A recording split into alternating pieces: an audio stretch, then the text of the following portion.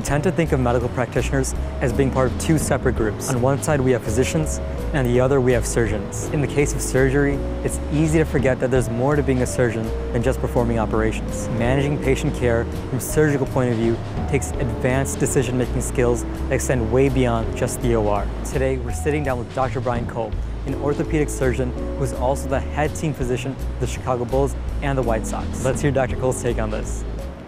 Thanks for joining us on Doc Thoughts, Dr. Kolb. Happy to be here, thank you. Why is it important that physicians consider alternatives before proceeding with surgery for their patients? Well, you know, obviously I'm dressed as a surgeon, but you just caught me on a surgical day. Yeah. But I'll tell you that, you know, I think probably the way to think about treatment is, does in fact a patient need to be treated? It has to be meaningful enough for the patient to say, look, I need something done. And then it's not as if these things are all surgical. In fact, even as an orthopedic surgeon, the majority of the things that we do are non-surgical. So you say, look, are there non-surgical options? The majority of conditions that I treat as a surgeon actually have non-surgical plays. Of course, there's traumatic injury and so forth, and it really is based upon your specialty. But as a sports medicine specialist, most of our decision making is based upon, does a patient need treatment? And if they do need treatment, can it be non-operative?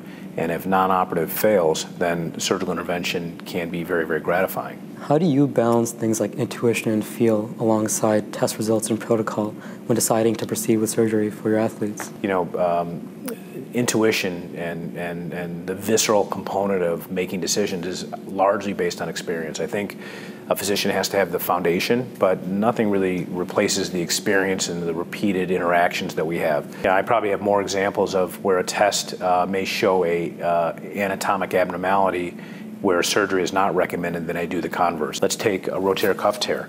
I can listen to a patient, hear their mechanism of injury, understand their subjective complaints, and do a physical examination and probably diagnose that they have a rotator cuff tear. But the MRI might tell us how long it's been there in terms of the quality of the muscle, how retracted the tendon is, and other variables that we look at in the MRI, and that allows me to educate the patient better.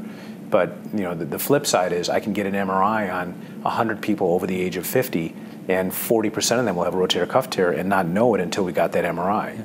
And one has to understand the natural history of disease states. And if we understand that it's actually okay to live with something, right, and that we're not going to cause a disservice or harm for the patient downstream, or they may not end up in any different place if they neglect their problem. So I'll give you an example of how one has to sort of use your intuition and a visceral and tangible decision-making process rather than just focusing on a test. I recently had a young baseball player who had a labral tear. Now that's a cartilage tear in the shoulder, the cartilage around the ring or the glenoid or the cup.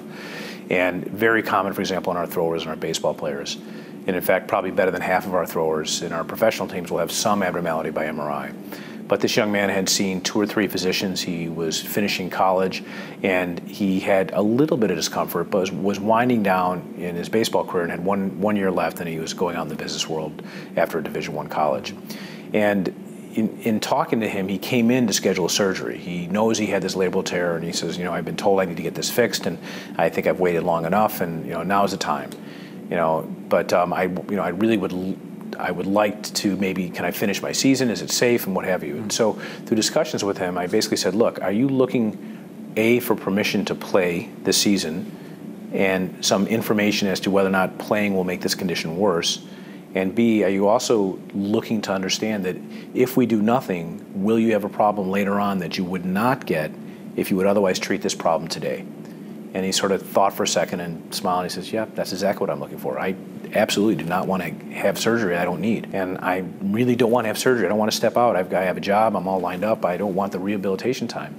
So in sort of listening to his concerns and not focusing on the MRI, which showed the tear, and trying to diffuse opinions that may be, you know, not necessarily wrong, but a different approach to it, came out with an entirely different outcome and left extremely happy, still playing baseball, finishing his year, and I know he's doing well. And we'll hopefully never have to have an operation to fix something that showed up in MRI that really isn't causing that much pain or impairment. Now, thinking about the future of medicine, how can medical students learn to implement this type of decision-making process? I think it's really important for medical students and young physicians to understand that medical school is a very well thought out landscape, and that we don't treat x-rays and MRIs, but we're treating human beings. So there's a philosophy, I think, in evaluating and treating patients. Take an individual who has, knee arthritis.